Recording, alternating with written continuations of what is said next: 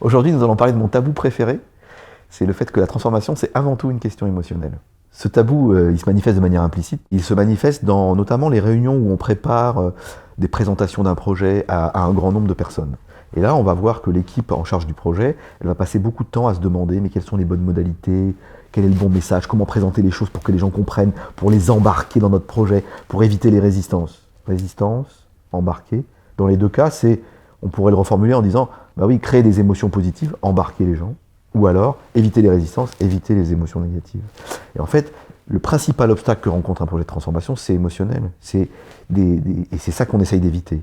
Sauf qu'on n'en parle jamais, on le présente jamais de cette manière-là.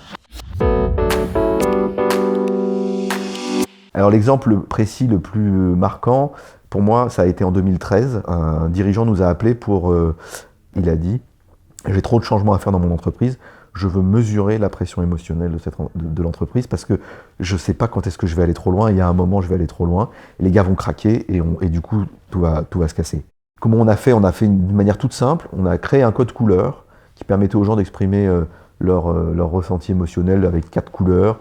Le rouge, vraiment, c'est très très fort et j'en peux plus. Orange, c'est difficile. Jaune, ça va. Et puis vert, c'est vraiment génial. Donc vert, je suis embarqué en gros, hein, et rouge, je résiste, pour reprendre l'exemple de tout à l'heure.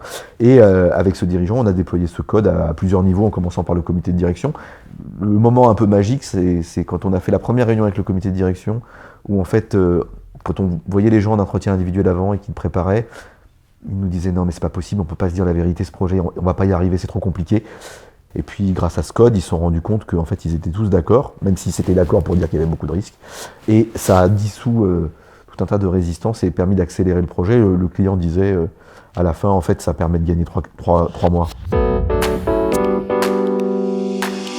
Les bénéfices de regarder ce tabou en face, ils sont doubles. Premièrement, pour le projet, lorsqu'on traite les émotions de manière directe, on gagne du temps. Et le deuxième bénéfice, c'est que c'est pour l'équipe, qu'elle soit l'équipe interne ou les consultants, on dépense moins d'énergie, parce qu'on dépense énormément d'énergie à essayer de contourner ce fait émotionnel, à essayer de ne pas en parler. Voilà. Et donc on gagne du temps et on gagne de l'énergie.